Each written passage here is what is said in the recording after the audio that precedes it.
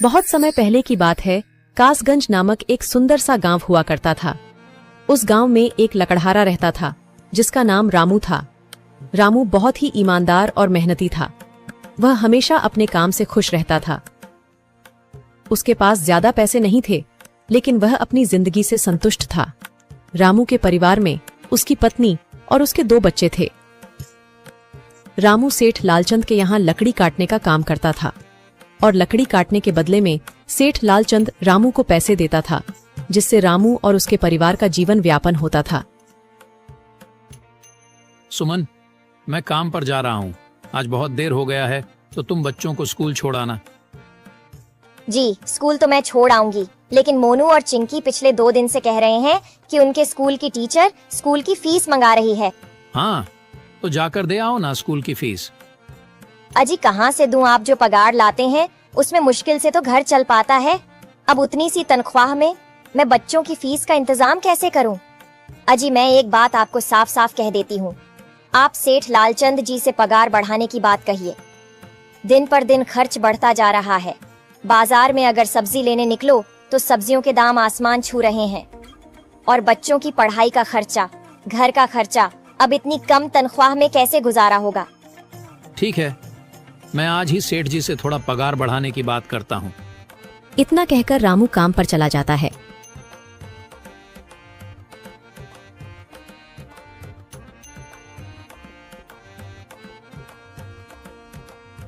अरे भाई, आज तो पगार का दिन है। देखो, अब यह सेठ लालचंद कोई ना कोई लोचा जरूर करेगा। हमेशा कोई ना कोई बहाना बनाकर पगार कम कर देता है। और अगली बार तो मेरी आधी पगार काट ली थी, यह कहकर कि जो मैंने लालचंद जी से 200 रुपए उधार लिए थे, उसका ब्याज बढ़कर 1000 रुपए हो गया है। इसलिए मैं तुम्हारी पगार में से 1000 रुपए काट रहा हूँ।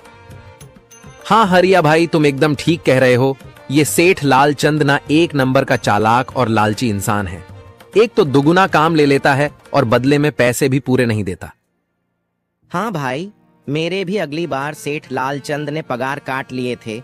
मैंने बस 2 छुट्टी ली थी जब मेरी बिटिया बहुत बीमार थी, और इस लालचंद ने इस बात का फायदा उठाकर मेरी पूरी आधी पगार काट ली। हे भगवान, बस सेठ जी इस बार मेरी पूरी पगार दे दें। बच्चों के स्कूल की फीस भी भरनी है। ऐसे सभी लकड़हारे अपने काम पर लग जाते हैं। काम करने के बाद सेठ लालचंद के पास जाते हैं। सेठ जी, महीना पूरा हो गया है, हमें हमारी तनख्वाह दे दीजिए।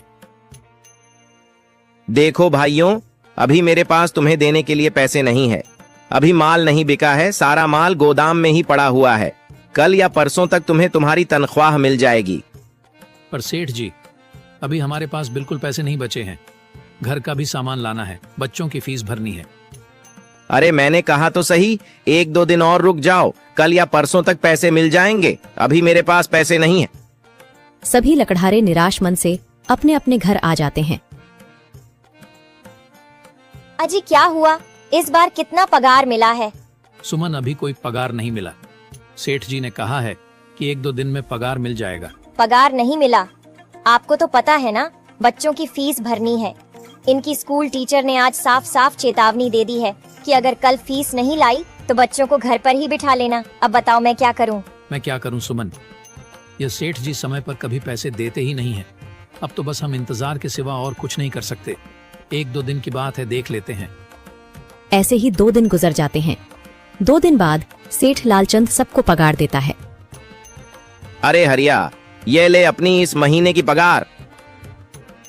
सेठ जी, यह तो बस 2000 है। मैंने तो इस महीने 3000 तक का काम किया है। हाँ, काम तो किया है, लेकिन तूने 1-1 घंटे आराम भी तो किया है। ये पैसे उसी आराम के कांटे हैं। पर सेठ जी, आपने तो कहा था 8 घंटे काम के महीने में 3000 मिलेंगे, और मैंने तो 8 घंटे काम किया और 1 घंटे आराम। देख हरिया, मुझे ज्यादा हिसाब किताब न समझा। ये 2000 रख, अगर चाहिए तो, और अगर नहीं चाहिए तो कहीं और काम ढूंढ ले। बेचारे हरिया के पास उन पैसे को लेने की सिवाय और कोई रास्ता नहीं था। हरिया चुपचाप वह पैसे रख लेता है।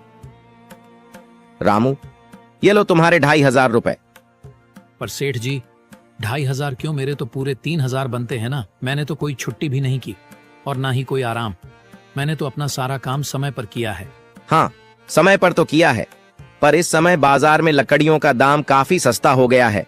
इस वजह से अभी तुम्हें भी पगार कम ही मिलेगी जब तक